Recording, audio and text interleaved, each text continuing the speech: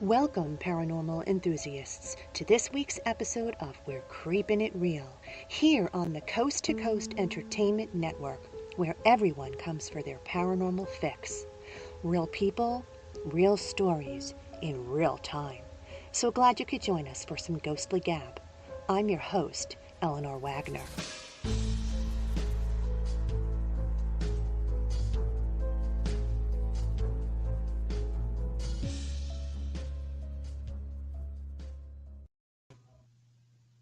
Hello. As always, I appreciate you hitting that subscribe tab, follow button, or show app on your podcast of choice.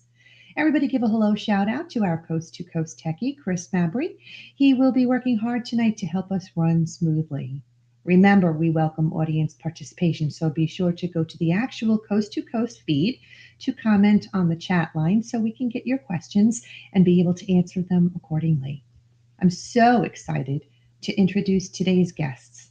Chuck Larson is from the Catskill Appalachian Research Collective, and Gwendolyn Purcell is a part of that same group, but also reigns from Central Pennsylvania Paranormal Research Association. Welcome, Chuck and Gwendolyn. Hi. Eleanor, how are you? Great. Thank you so much for joining me today. Yeah, thank you for having us. Thank you. I'd like to start with you, Chuck, if you're okay with that.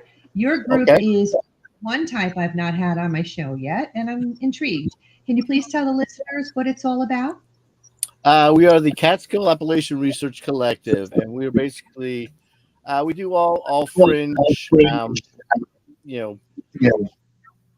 items. But we prioritize Bigfoot, and then obviously having Eleanor and Sean in our group. We do have some ghosts and paranormal stuff, but for most part, we are a Bigfoot investigation group, and I'm in New Jersey. We have Mike is in Westchester. Brendan is in Catskills, and then Sean is in and Eleanor in Pennsylvania. So that's why we kind of came up with the Catskill Appalachian Research Collective name.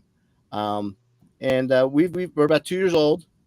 We do have a YouTube channel, and it's called the CARC Universal YouTube channel.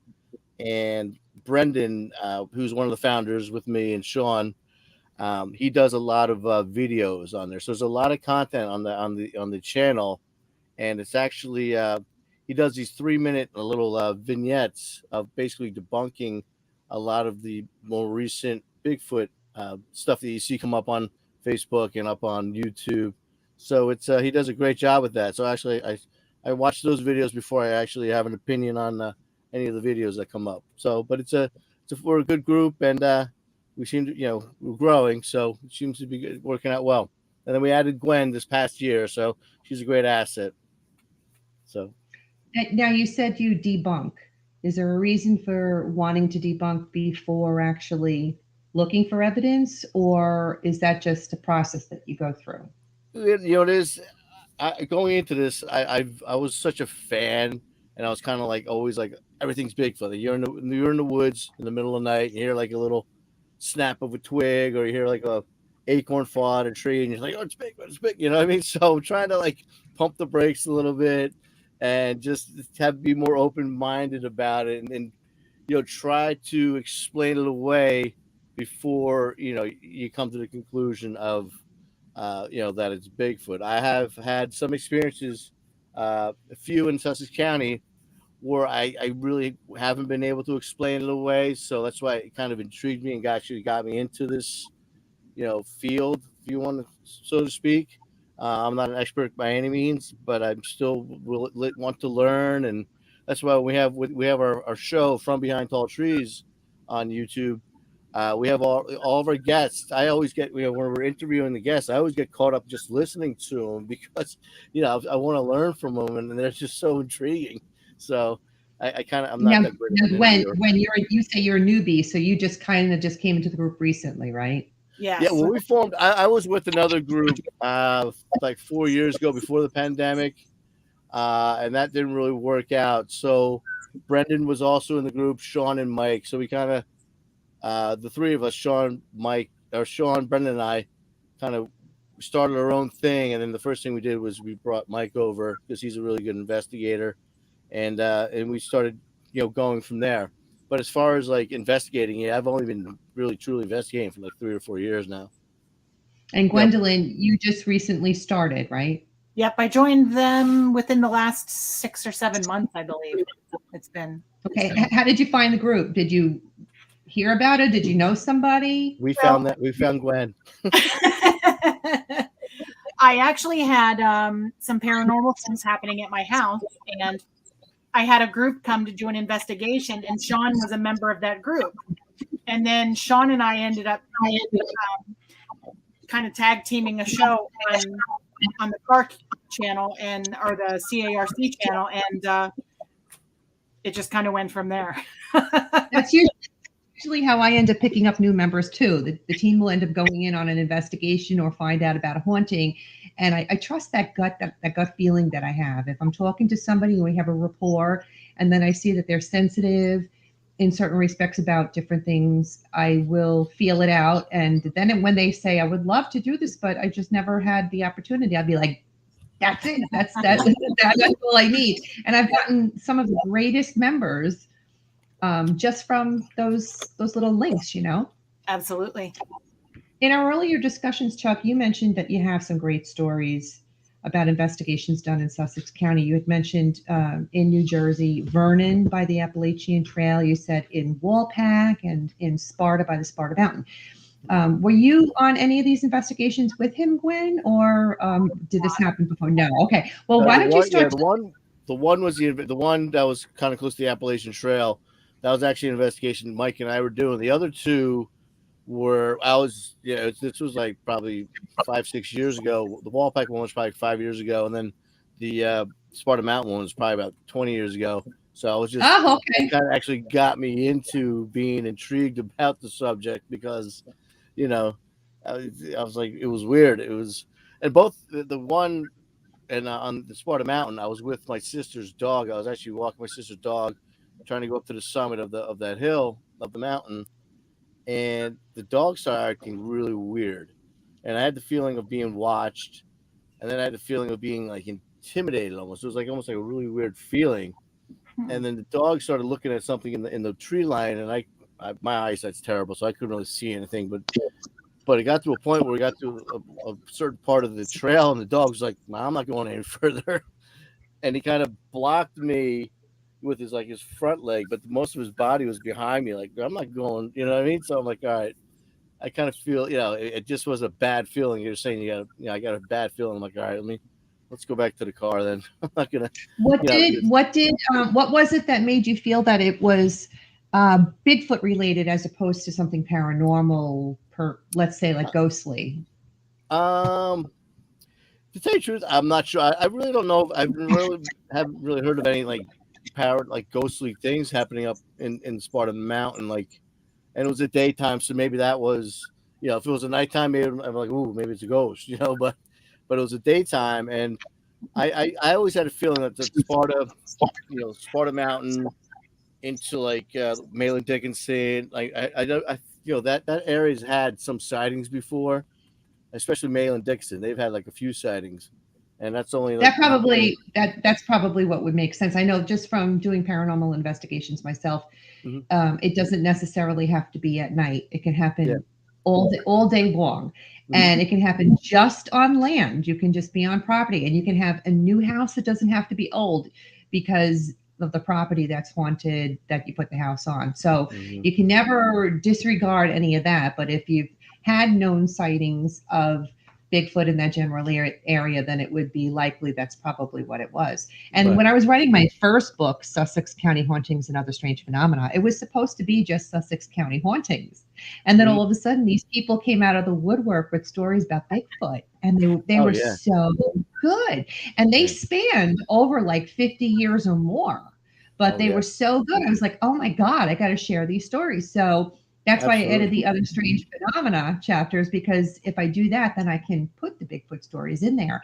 And then when I was writing the second book, I was having more accounts coming in, but they were more recent which was kind of cool because, it's one thing if you had one from like 10, 15 years, 20, 25 years, 50 years, but to have one just a year or two ago, right? That's amazing. Yeah.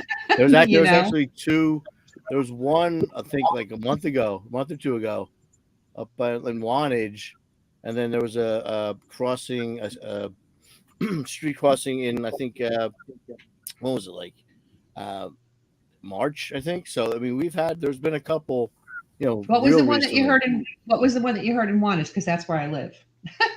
There was one. I was actually one right by. It's right down the street from Lamppost. If you Okay. By, All right. Well, that by kind of makes sense.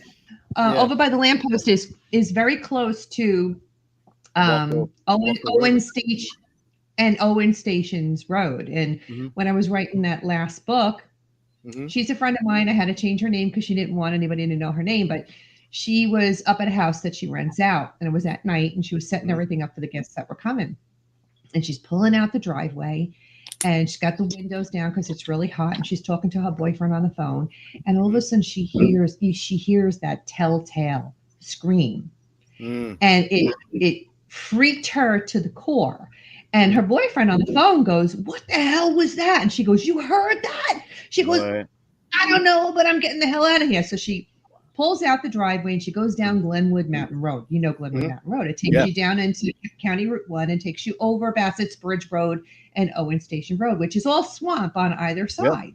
And it's a pretty short road that connects you to Route 284. Yeah. And she was doing that crossover, and as she's going towards the middle where the swamp's on either side, she sees this enormous thing come from one side to cross over the road. And she says, as if it was walking and it didn't phase it, because this is how big it was. Walks and to go over the guardrail, just over the guardrail like it was nothing. Now, if it were you and I to climb over the guardrail to get to the other side, we'd have to hold on because it's a steep incline, and this thing took it like it was nothing. Yeah. So she gets on the phone. I don't remember if she was on the phone at the time with her friend at that point, or if she just decided to call her and say, "Oh my God, you never believe what I think I just saw, Bigfoot." That's what the phone call ended up being. And so her friend was laughing at her. Ha ha ha! Yeah, right. She gets on Facebook and she goes, "Ha ha ha! So and so just said she saw Bigfoot." Now other people are seeing this, and they're like, "Where was it? Where was it?" And another friend who lives in the direction of Unionville. So Chuck, Unionville is right past Owen Station and Bassett's Bridge. Yeah. And she goes, because my husband and all his buddies and I were with the kids out by the fire pit, and all of a sudden they see this thing and they take off on their ATVs to try and catch it.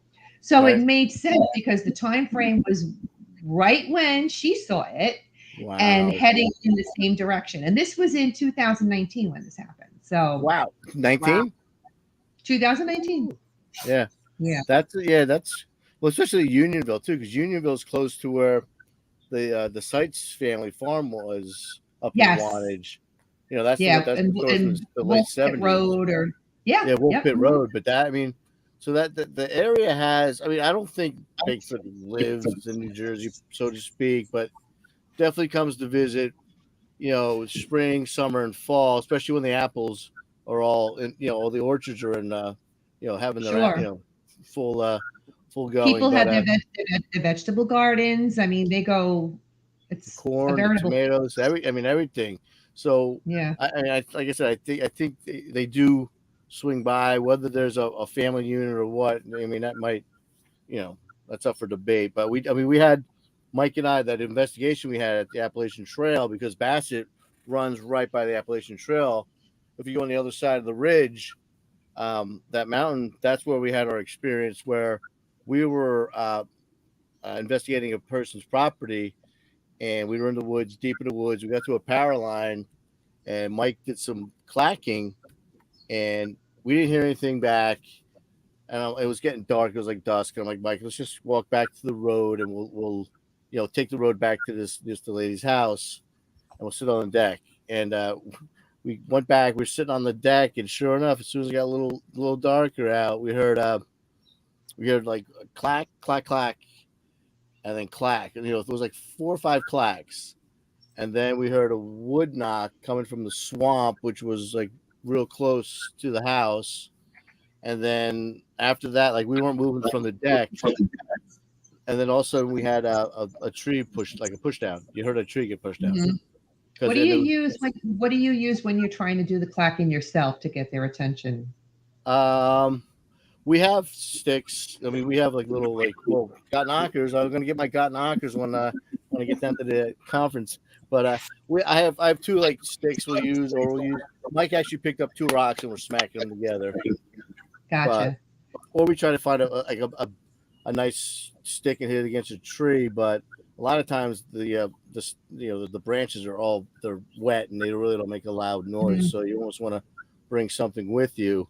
Uh, but yeah, that was weird because the tree pushed down. It was a still night or a still evening, and the tree it was a steep hill behind this woman's house, and the tree fell sideways. I mean, if the tree was falling down, gravity would have pulled it down the steep hill, but it went sideways, and then you heard heavy footfalls going in the Oh, opposite direction. okay.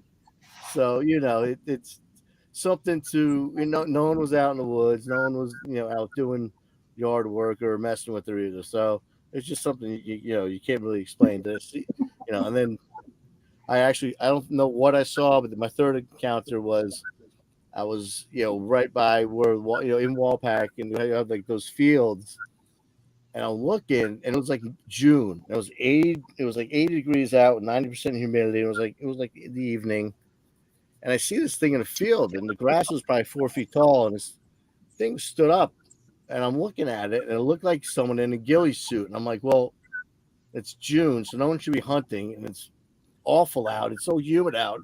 Who would be nuts enough to put a ghillie suit on now? And I just saw it stand up, and then kind of go back down in the grass, and then never pop up again. And I'm like, why would someone be crawling around in like tick infested grass in the spring or summer? Mhm. So that so I'm not saying I Did saw you one. did you whip out your phone and take video or a picture? I was the one I was fumbling with it, but they say Ah, I always all my friends are always like, oh, why don't you take a picture? I'm like, well, let me give you a quick test here. All right, take a picture of me, right? And I start counting 1, 2, 3, and by the time they put the code in and put the camera, it's already 4 seconds past. So I'm like, that's why I well, didn't get a picture. here's the story. Have you ever heard of Andre Verge? He's a local resident. He's also an author. Oh, He really? actually wrote Yeah, he actually wrote a story. Have you heard of him, Gwen? I have Andre heard. Verge. Okay. Yep. So he wrote a story about his experience as a child growing up with Bigfoot around his home. Really? And probably, I want to say it was probably around 2019. He's driving on Route 206 going towards Pennsylvania with his wife and 2 daughters in the back seat when they see this thing in the field, just like you did. Mm-hmm. And of course, there's stretches of 206 that are nothing but fields. The So his wife, I believe, was the one who spotted it. At first, she goes, "Oh my God, I think it's a Bigfoot." And he's like, "What?" And she's like, "Pull over." So they pull over and they get out the car and he whips out his phone and he catches this thing and gets a lot of pictures of it. Really great photos. Yeah. And he actually made posters of it because he uses it when he goes and does his presentations because it's such a cool. So yeah. I gotta do. What was his name? I'm surprised I've never heard of this guy. Like I said, I'm still kind of. Well, if you want to meet up with him and talk to him, let me know. Yeah, that'd be amazing. Excuse me.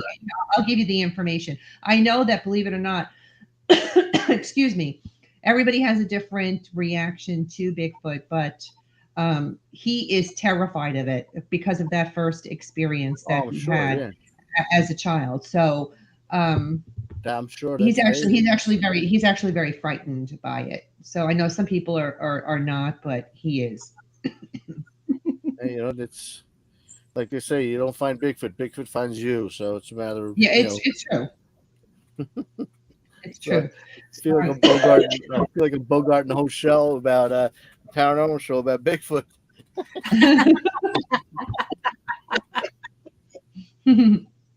So you said there were 3 really good experiences: the Vernon by the Appalachian Trail, the Wallpack, and the Sparta Mountain. What was the last one you were going to tell us about? Well, there was one actually by my parents, and this was years back as well. That was it also involved an animal, it was my parents' cat, and it was weird because of the fact that once again I got a feeling of being watched. Like I was visiting, I lived in Bloomfield at the time, and I was up visiting them, and I'm sitting in the family room and I'm watching TV, and I'm on the couch, and I get this feeling that someone's like watching me through the window. So of course I'm looking out the window, there's nothing there, and I go outside to turn the light on and see if there's someone there, and of course right where the windows are, there's no light there. So I sit back down, and it keeps on happening.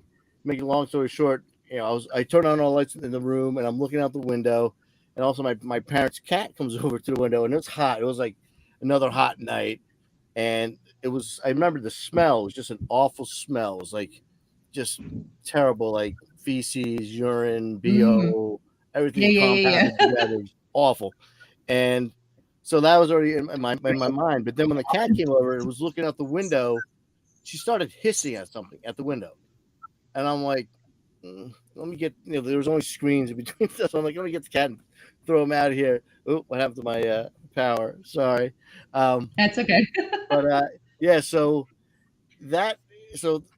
finally I couldn't see what it was. So I turned off all the lights again, kept on watching TV, and just didn't bother looking out the window. And sure enough, probably around like 1:00 in the morning, where I was sitting on the couch next to a wall. I heard like a big loud, like something hit the wall right behind my head, like just smacked the side of the house. And then once again, I heard heavy footfalls running. Of course, I'm running out the front door to see what it was, but I was, trying to follow this thing, and by the time I get to the front door, there was nothing there. So that was kind of a weird thing, and just seeing, hearing what people say about, and that's when I got me interested in like watching all these YouTube videos and going on the internet and kind of researching, and just to see people have had similar experiences, and they do attribute it to Bigfoot. So I'm like, all right, maybe I did see or experience a couple things. So that's what kind of sucked me into the whole community. So that's how you got roped in. Well, what is the most important thing you wish to accomplish in your investigations when you're doing them?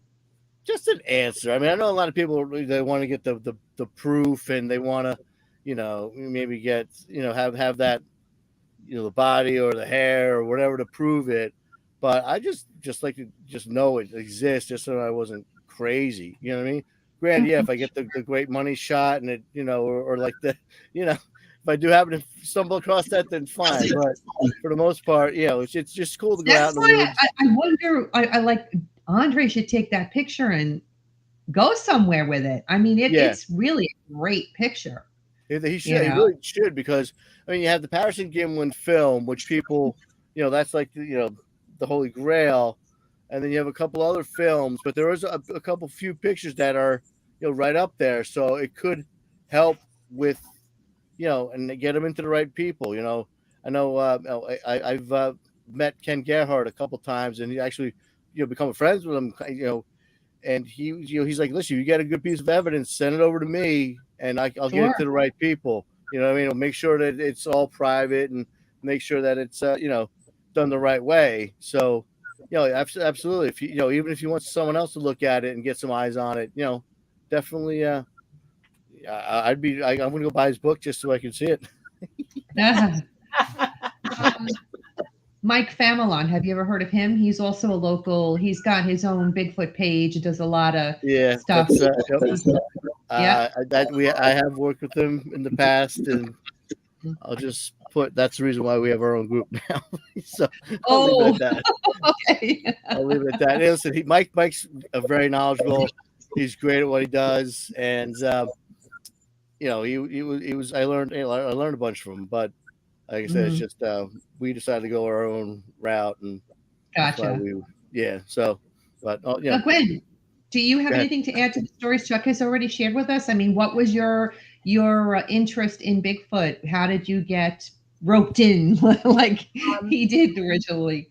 Before February of 2021, I really could have cared less if he was real or not real. I mean, I'd thought about it. I'd watched the shows on TV, but never really like had an opinion about it. I thought if they find it, it's cool. That'd be cool.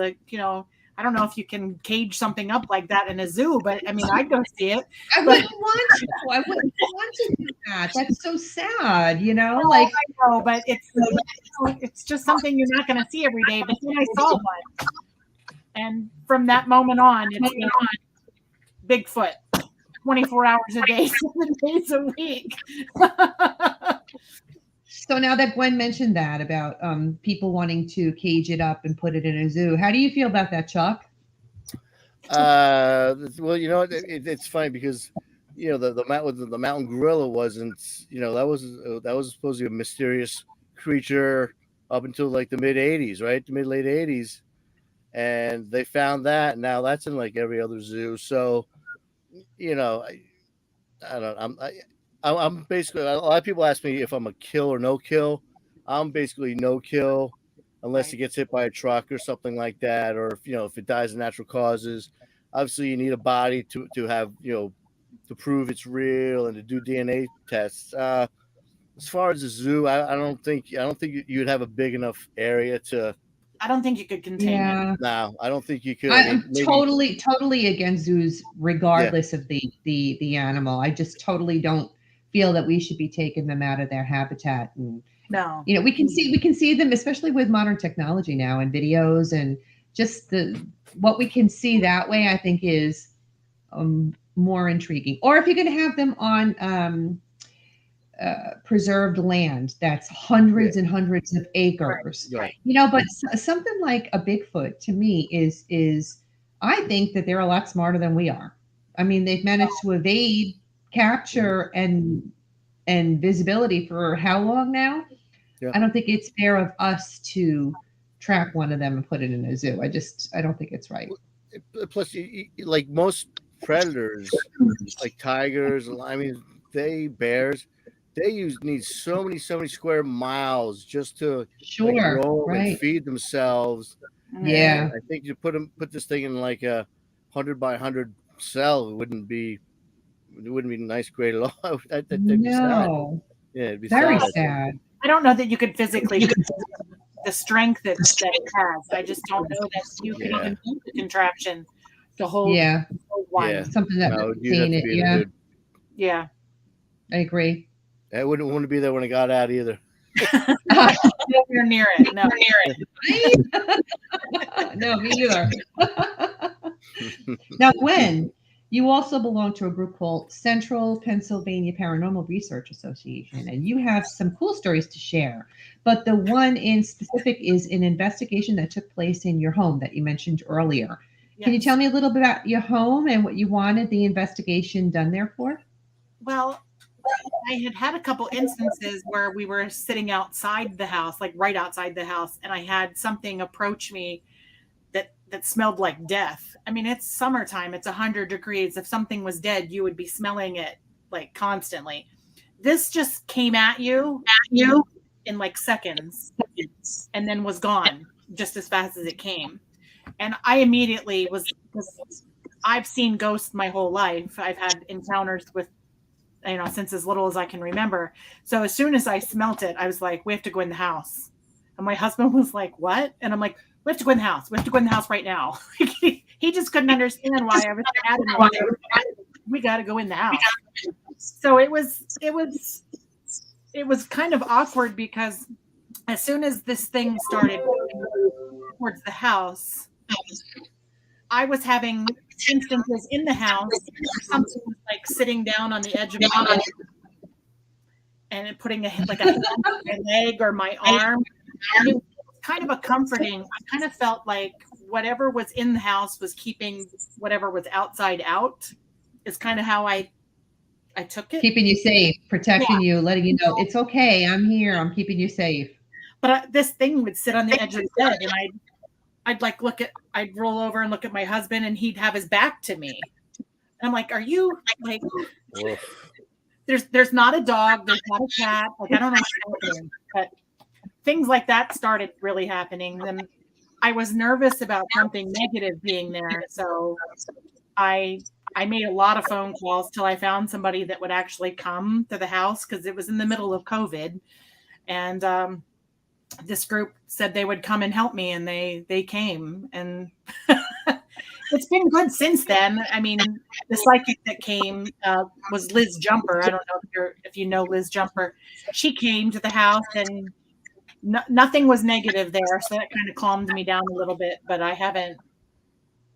It's been it's been a weird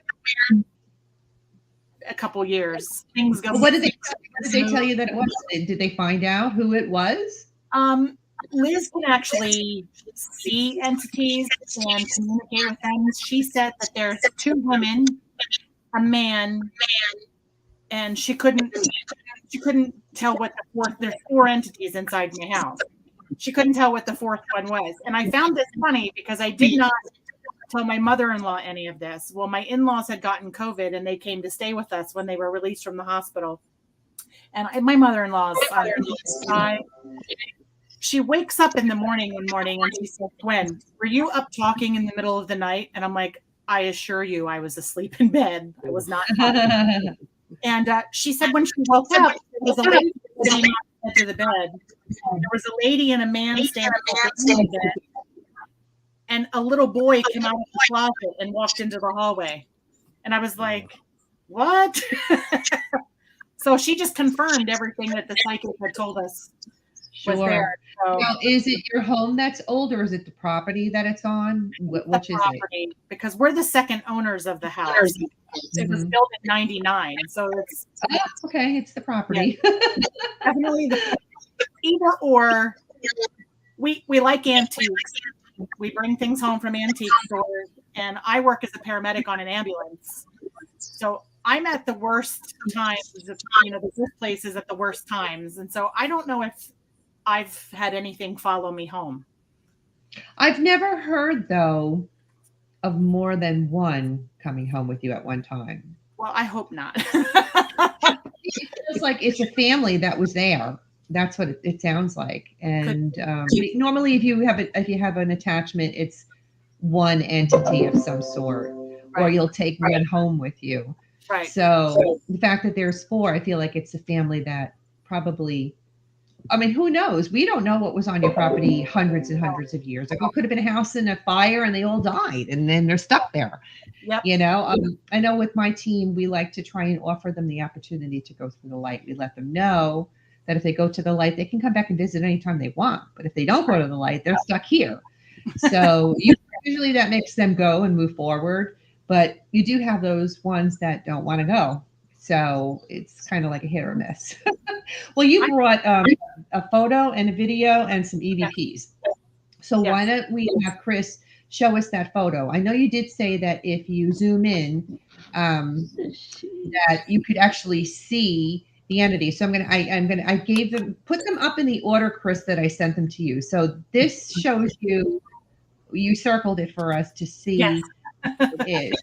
I actually did zoom in a little bit more. It is hard to make out. What did you see?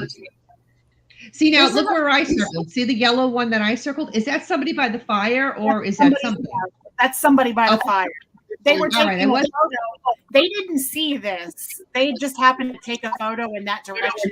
When they had them process, this is what popped into the photo. It's just a field. There's no trees or anything there that could mimic that. Like, I've tried to recreate this photo, and I have had 0 success. So it's just kind of like empty field. There's nothing there. No, it's just overgrown with weeds. And the power company had come and cut all these trees down. And so there's nothing there. It's just overgrown weeds. But they're... Okay, so for the listening audience, the yellow circle around the picture was just me asking, is that a person sitting there? Chris, can you put up the other picture with the white circle around it that Gwen had given to us? Now, when you look at it, what do you see? It looks I know there's definitely something there, but I don't know what it is. It kind of looked like legs. Okay, I was thinking that. Yeah, I can see that. When I had the psychic, I showed this picture to the psychic that came, and she said she thought it was a little girl. Oh, okay. Because usually psychics or mediums can look at it and see what it actually is. Yeah. So that's good that you ended up having her look, and she said it was a little girl, huh? Yep. Wow, that's cool. Yeah, I thought it was legs as well. That's why I asked you what you thought it was. So, interesting. Yeah. Now, in the video that before he shows the video, why don't you explain what led up to the video and the footage that you got? The video that I have was taken at my house during the investigation that they did. They had set up cameras all over the place. We had a TV upstairs where you could see all of the different cameras on one screen. So they had placed a camera in the garage and they came in the house, and we were all in the house. The whole team was in there making a plan, who was going where, who was doing what, how we were going to work this. And I'm watching the screen because I'm excited. I want to see, if anything, I don't want to miss anything. Like, I'm watching. And as they're talking, trying to figure out who's going where, I saw this tote that we had, like a Rubbermaid, storage tote, it got tossed into the middle of the floor. Now, when we went back out there, this was a good couple feet. Like, it just didn't fall over. Like, it was tossed into the middle of the floor. And I was like, I saw it live and went, did you see that? And they're all like, oh, but then when they went back and looked at it, they actually messaged me and said, you were right. You did see that. And I was like, I wasn't losing my mind. It was real. You felt vindicated. It was like, oh, thank God they caught it. Well, why don't you show the video, Chris? That's the video footage I sent you. I got the audio. You didn't get the video? No. Okay. All right. Why don't you listen to talk to us about the audio? The audio, after my mother-in-law, when they were at the house, and she was talking about hearing people talk at like 2:30 in the morning, I was like, I'm going to see what she's hearing. So I didn't tell anybody. I just put an EVP recorder on like a picture frame in the hallway, and I went to bed. And about 2:30 in the morning, I caught what sounded like a female voice whispering to watch them. And I immediately called my husband and said, you have to get out here right now and hear this. And we were all kind of freaked out about it. But, I mean, nothing bad happens in our house. So I wasn't super worried. It was kind of like, watch them, like, I don't know, like watch over them is how I kind of took it. But it was interesting. Like, I was super excited when I heard it. I'll bet. All right, so you're going to have us listen to it, Chris? Are you going to let us listen to it? Yeah.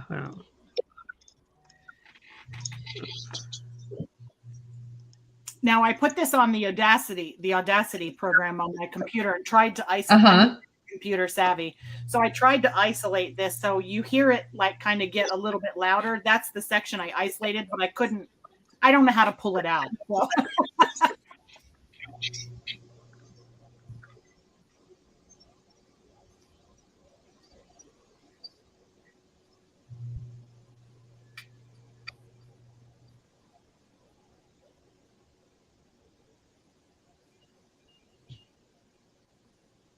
I just sounded like a whistle just now. I didn't hear it. Yeah, I didn't hear it. Yeah.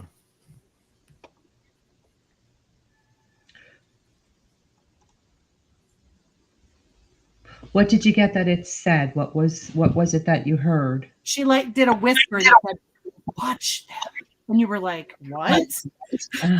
Replay that. I was like rewinding it and listening to it. Mm-hmm. But it was kind of crazy. Oh, I'll bet whenever you hear those EVPs, it's just undeniable proof. It blows me away every single time. I actually didn't listen to the rest of it until the other night. Oh, really? I don't know if I want to hear anything else. Oh my God, it's so cool when you do. Of course, it depends on how it comes in. If it's like, get out, then I don't want to hear it. I'd be like, I'm out of here. But if it's something that's an answer to a question that we've put forth, then it's really cool because then you know that you're actually having this communication, and unfortunately you can't hear it until you go back and listen to it later. I mean, now we have recorders that we could just listen back right away, which is wonderful because then you're able to have the homeowners listen to it, and they actually will recognize the voice because, in death, we're the same as we are in life. So that's the intriguing part. But unfortunately, we can't hear it. I don't know what's going on with why it's not coming through. But I trust you that it's there. What'd you say, Chris? Let me see if I can. I can see if I can fix it. He's going to see if he can enhance it for us. And I did tag you in the video that I sent you, Chris, so you know which is the video. It's actually on the group's site, but she actually sent the link that the actual video they have on the site there. So it's in that original message whenever you're ready.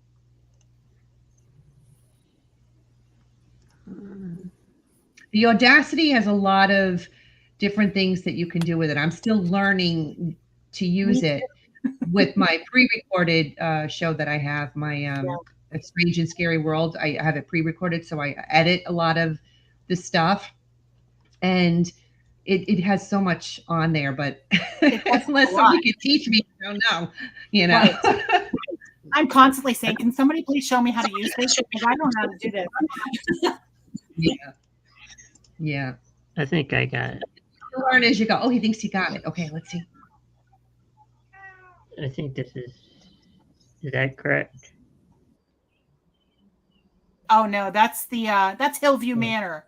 When we were out at Hillview Manor, that's a drone view that they had taken.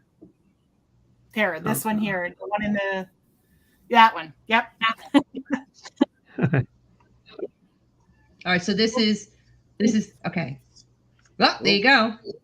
So you showed the garage during the day, and then you showed it at night with the tub. When you saw them like leaving the garage initially, and then the camera only comes on if it detects movement. So, okay. 22 minutes later, after they set the camera up and left the garage, is when this happened. That's interesting. Now, let me ask you, do you talk to your spirits in the house? Do you include them and make them feel like they're a part? Because it is they think it's their house because you're in their space. So they have no idea that the house is yours and not theirs. Right. And I've always said it's really important for us to respect spirit and let them know that they're included. I try to. I don't do it probably as often as I should because the one that's we have a female spirit in the garage, and when I don't give her attention, she turns the lights on and off all the time. Like you'll be sitting outside and the light will come on, it'll go out, it'll come on, it'll go out, and I just go in the garage and I'm like, hey, garage lady, I know you're here. A garage lady. I would have a for sale sign on that house so quickly. Come on, Chuck, you're part of the paranormal team. What are you talking about? Yeah, that's a little too close to home. If it was my neighbor, fine. Kind of cool. I'll visit and leave. We got our dog. We rescued the dog, and the first week she was there, I had to practically drag her upstairs because most of the stuff happens upstairs. Aww. And then when I did get her upstairs, I couldn't get her to go near the steps to go down. She was like cowering and trying to hide. So after I got her downstairs, it kind of pissed me off. So I went upstairs and I'm like, listen, y'all can stay here, but you leave the dog alone. And from that moment on, good for you. This is my house, and I'm there taking it. That is all it takes. I tell everybody when I go to an investigation, just make them feel like they're a part of your family. Include them in what's going on. Acknowledge them because they're happy that you can see or hear them. Right. And that they can have that communication with you. So it really does. And you're the perfect example that it really does make a difference. Yeah, because there's been times I've come home from work and I've had like a really bad day and I'm sitting at the table and I'm just trying to decompress from the day, and I'll get cold hand on my shoulder and it feels kind of like electricity. And I freeze. I'm like, okay, nice touching me. And I think it's just I don't know. I kind of get that it's a motherly type of. Sure. You know, it'll be okay. You know, it's okay. That's kind of like Aw, that's it. So it's so nice. I like that. I don't get upset. I mean, we've been missing a plate for a year. We were missing a glass for about 2 years, and then one day it just showed up. We came upstairs from. We woke up in the morning, came upstairs, and there was this glass on the counter. And Mike's like, "Did you find the glass?" And I'm like, "I don't know where the glass has been. It just there it was. Showed up. It just appeared. So once in a while, I'm like, "Hey guys, you can give me my plate back." I'm still waiting. Wow. And all the socks you stole too, right? All the socks and Tupperware tops. Yeah. When I write my edition on Pennsylvania hauntings, I'm going to reach out to you to have your house in the book. Absolutely. Were you a part of that original investigation, Chuck, at her house or no? Nope. No.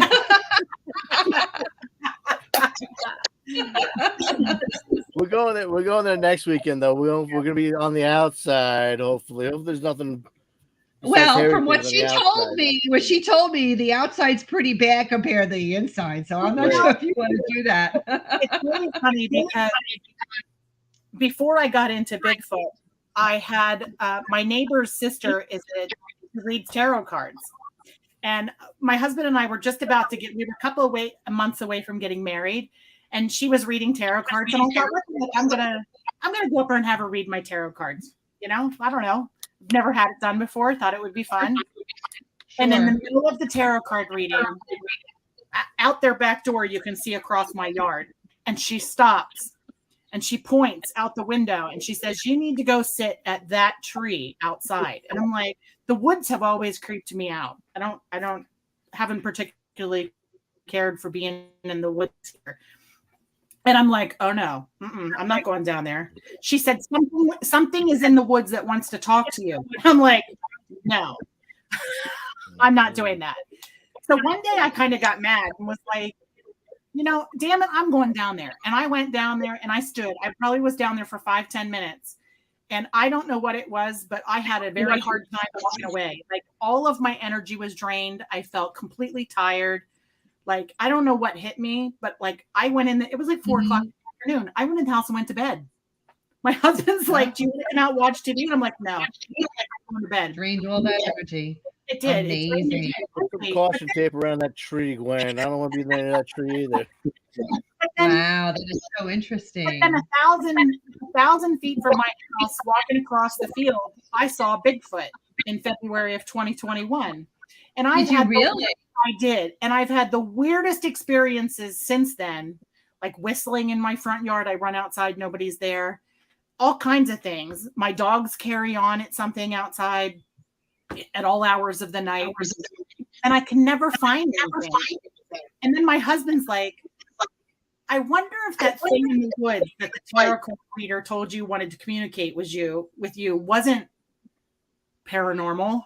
What if it's Bigfoot related?" And I'm like, "Oh my gosh!" Like, I never. Well, you got a perfect team now to help you figure it out. So who knows? Chuck, who knows?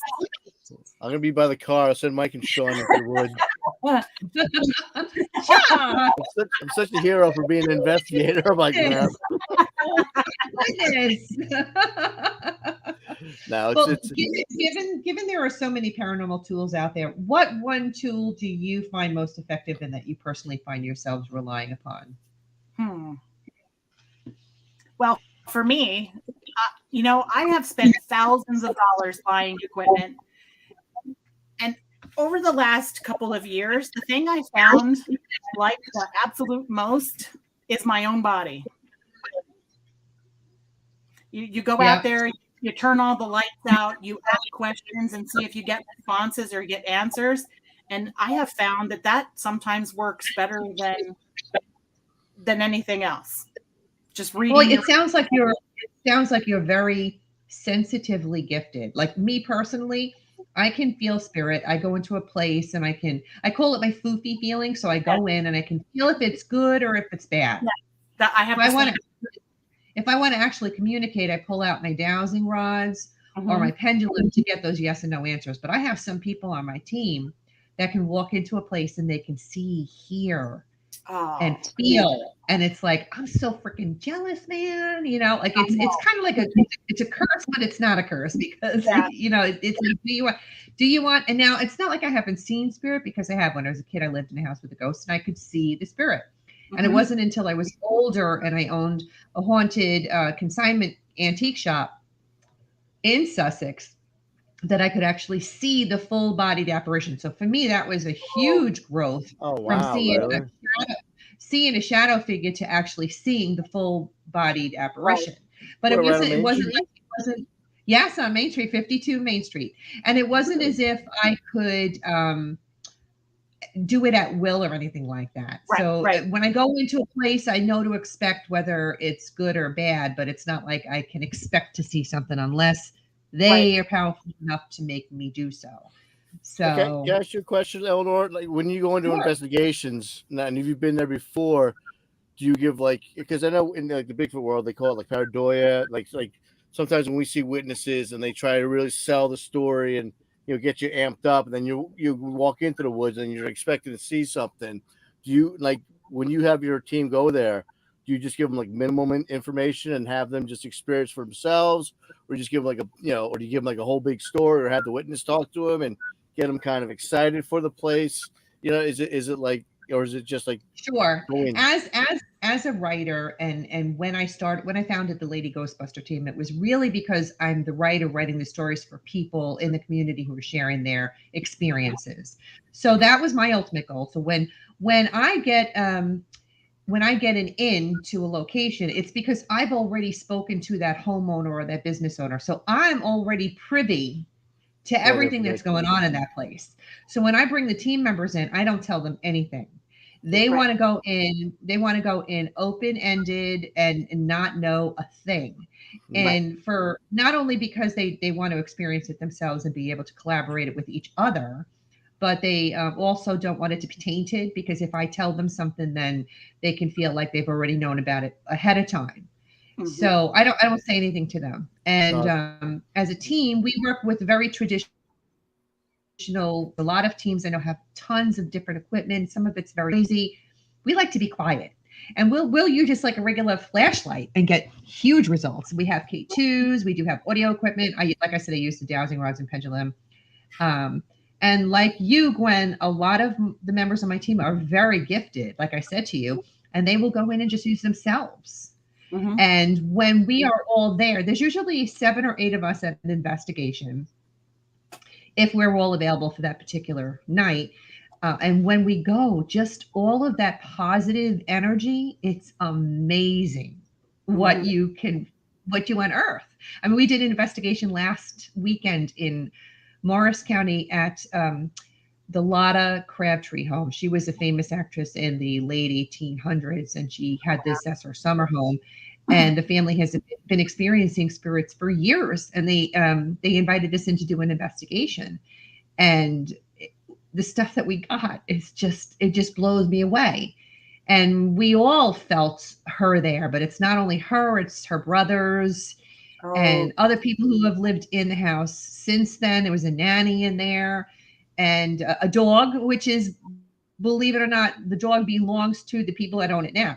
Their dog was there, and the woman's deceased brother. So it's very, very active. But when you're all there and you all are sensitive to some degree and you're together, it's amazing what you create when you're together. And we always try to debunk things first. We never just take it at face value, because it could be absolutely anything and you just don't know it. So we try to debunk it before we actually accept it as legitimate evidence. Did I answer your question, or did I go off on a tangent somewhere? No, just to add to it though, is there a certain amount? Do you cut off, like, I know you have, like you said, 7 or 8 people, but do you go over 10 people, or is it a matter of, you know? It depends. It depends. You know what?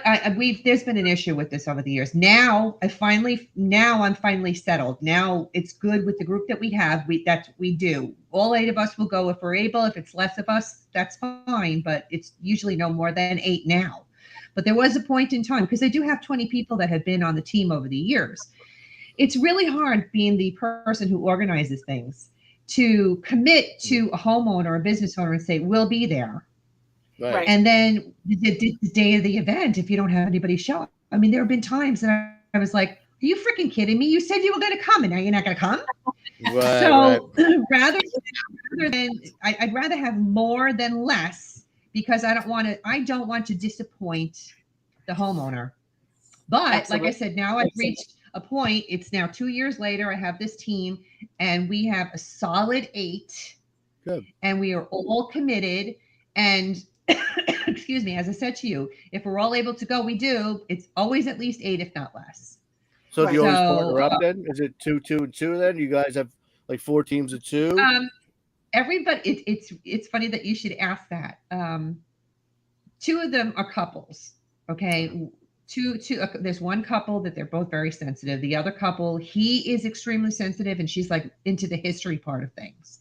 So when we go to investigation, they usually the couples go their separate ways. Then there's Joe, who he disappears. He's a part of my team member. He just goes. Everyone's like, "Where's Joe?" Like last weekend, the homeowner's like, "Wasn't Joe with you? Where'd he go? Did he leave?" No, he's here. But you don't know he's here because he's here. So he goes off on his own, and it's amazing the stuff that he gets. And then there's Margaret, and she's got all her little gadgets, and people usually follow her. So because they love to see the SLS camera and that sort of thing. And then there's Nicole. Nicole is the newest member. And as I was mentioning to you, Gwen, before, I just happened in her shop, and we were just chit-chatting, and she said to me, that the building was haunted, and one thing led to another. And I had that gut feeling when she said I would love to do this, and I invited her. And ironically enough, she doesn't realize how sensitive she is, because the last few investigations that we've been on, and she's probably been on about 6 or 7 now since, excuse me, to the team. But she has gotten in the past investigations way more than some of the others, and in this last investigation equally as much. So she's really, really sensitive, and she's learning to use it, and she blew everybody away. I mean, I was like, in one investigation, I was like, she was the only one that corroborated what the people that were experienced and stuff shared with me when I took their stories. So yeah. Wow, I've had 2 experiences that was actually either touched or something that I was holding on to was like pulled from my hand. It was kind of weird, but I don't think I'm sensitive, so to speak. I definitely get freaked out. No, you're scared. That's what it is. You're scared.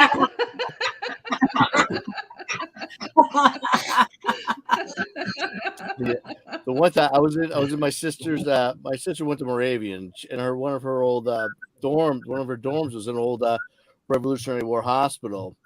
And I swear, stayed over the weekend. And I was sleeping on the floor, and I had my blanket. There was my blanket up here. I remember I was like falling asleep. I had my blanket. I was holding on to my blanket, and all of a sudden, I wasn't holding on to my blanket. My blanket's down by my feet, and I'm like, that didn't just happen. Put the light on. I'm like, all right, it's gonna be a long night. Oh my goodness. The second experience, I was living in this house. It was like an old Masonic temple. I think the thing was built in like the 1700s, and the place was like a big fraternity house for like 30-year-olds. It was a crazy place. But the one room I was like lived this, it was in a room. It was like in a turret, so it was like a round room. So it was a weird room. Yeah. And I remember I was cool.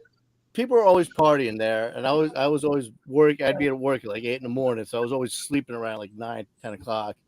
And I remember trying to fall asleep, and I wasn't drunk, wasn't partying. I was just trying to fall asleep, and I'm looking out the window, and all of a sudden I was on my side, and I was leaning forward, like far enough forward, and something hit my shoulder, and then pushed me like where I was like looking out the window. Then I was like looking at the ceiling. I'm like, it didn't just happen. Okay. Yeah, it was kind of crazy, but I didn't move out. I know you're gonna think I'm chicken and scared. I didn't move out. It wasn't until the undercover cops came like 3 weeks later. I'm like, all right, I'm out of here. I don't live here anymore. But yeah. Oh my goodness. But, no, that was But I give you guys credit for going into these places and trying. Yeah. I get phone calls. I know when. Do you? And I know when it's something that I personally can't handle. Like if there's something that's out of my league, I hand it over to the members that I know can handle it. And it's because I would be afraid too.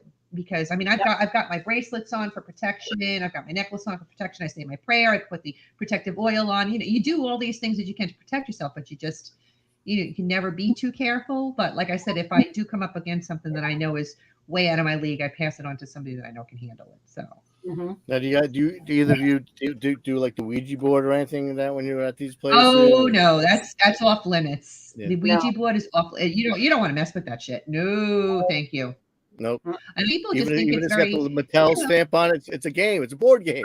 It's not a board game. Thank you. Not a board game. Nope. If you don't want to mess with that, you really don't want to mess with that. And I know people they're very like lackadaisical about it. And some people you just don't realize what you can bring upon yourselves. It's just no. No, thank you. Nope. I was at the there's a thing called the Unconvention. What was that? The what? There's a real quick. There's a convention down in Edison every year. It's called the Unconvention, and I went to visit Ken Gerhardt to say hi to him. And the booth next to Ken, the guy built the world's largest Ouija board or something like that. And I'm like, what is wrong with this guy? Why would you want to do that? Yeah, I don't blame you. Ooh, why would you want to? They said like the thing that thing you move around it was like 6 feet. It was like 6 feet by. It was a massive. I'm like, I inched my way. I was like, yeah, I'm gonna stay with that guy. That's a very large portal. I don't blame you. I know, right? Jesus. No thanks. So I interrupted you, Ellen. Eleanor, I apologize. Oh, that's okay. I was just getting ready to say, why don't you go ahead and let the listening audience know where they can go and watch your group's evidence videos and the name of your group and how they can join or give us all that information.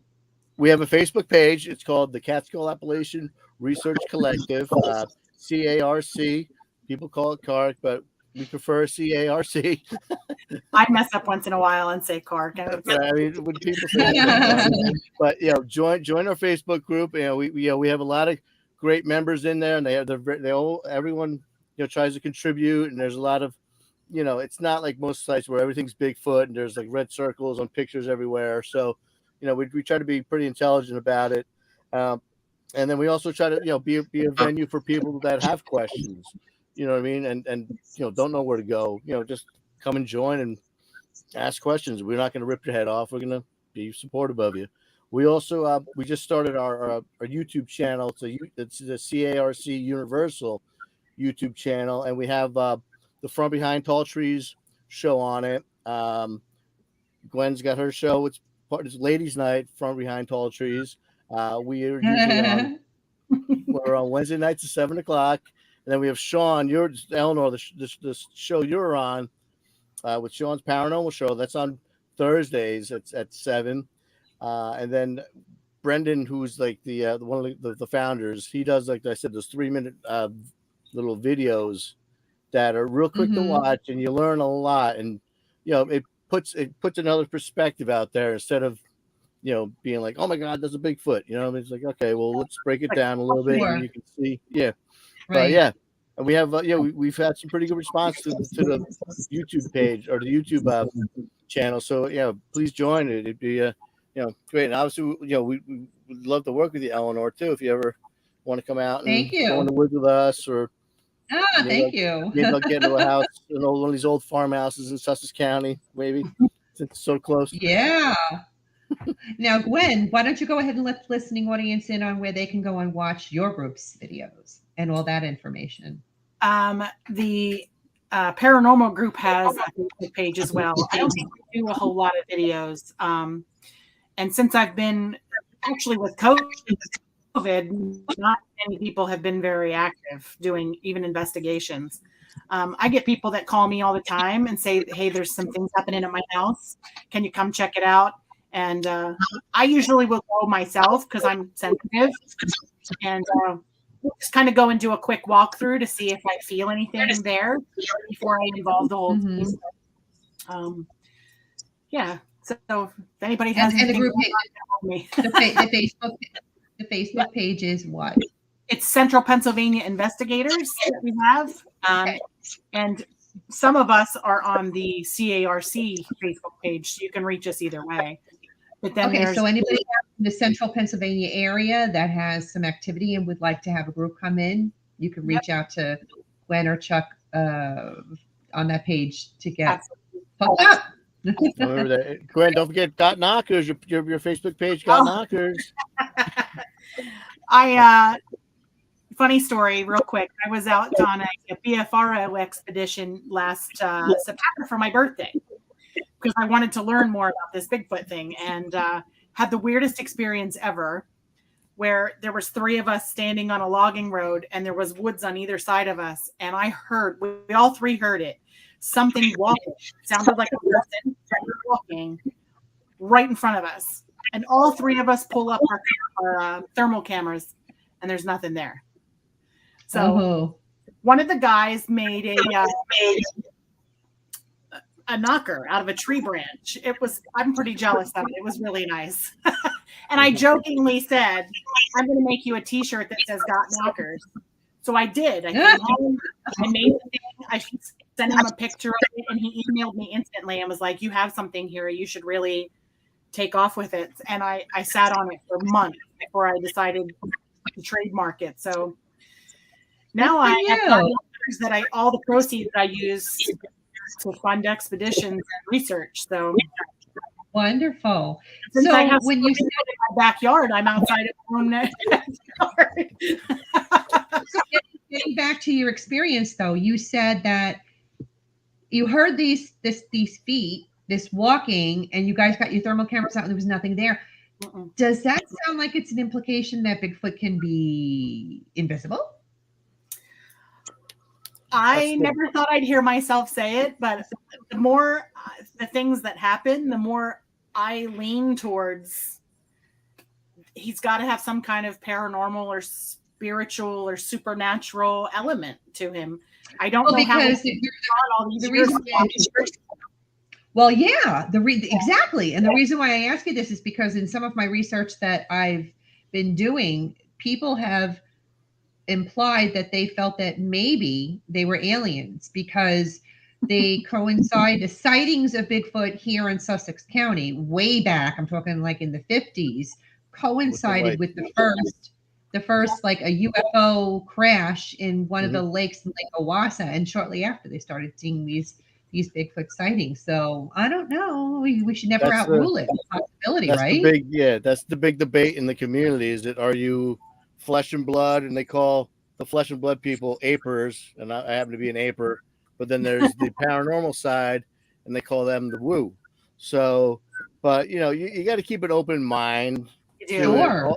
All my experiences have leaned towards flesh and blood, unless a UFO drops one in my front yard, and then I'll change my mind. I would hope they're flesh and blood because I've seen a lot of alien movies, and I really don't want to run into an 8-foot hairy alien in the woods because they like to probe things. And I don't want to. I don't want to see ghosts. I don't want to see aliens. Well, this has been really fun. Thank you so much, guys, for sharing your night with me. I'm so glad you could join us. Thanks for having us on. Oh, I'd love to have you back again sometime. So I'll definitely be keeping in touch. And after the show, I'm gonna get the information on that the gentleman with the pictures in the book. Yes, and there are a couple of things I was thinking about while we were talking. I'm like, I got to ask when that, and I got to tell you guys about that. So we'll be messaging each other after the show. If I don't talk to you, though, have a great Memorial Day weekend, guys. You too. Be safe. Thank you very much. Thank you. And Chris, thank you, Techie. We couldn't do it without you. Thank you. Thanks, Chris. No problem. If any of you listeners out there are interested in reading any of my books, you can find the links to them on my website, author.eleanorwagner.com. I write about the history of the town and location, add the paranormal story to the mix, and finish it all off with photos and evidence. There's my books. Viewers, tune in on Thursday, June 9th, when Mark Keyes of the Pennsylvania Paranormal Association will join us for some ghostly gab. Be mindful of our showtime changes to 8 p.m. Eastern Standard Time starting on this episode. Good night, all. Good night. Right. I hope you've enjoyed this little journey down my own personal nightmare alley. If you're one of those people who experiences the paranormal and has stories of your own you've been filing away over the years, I want to hear about them. And if you're a part of a paranormal investigative team, even better. I'd love to have you on my show. Got a questionable photo? Send it in. Would love to have an open discussion here amongst the professionals. Reach out to me at author@gmail.com. Enjoy our soundtrack music, Headless Horseman by Alexander Nakarada, promoted by freestockmusic.com. And remember, no ghost story is better than a real-life ghost story. Until we meet again, make sure you're creeping it real.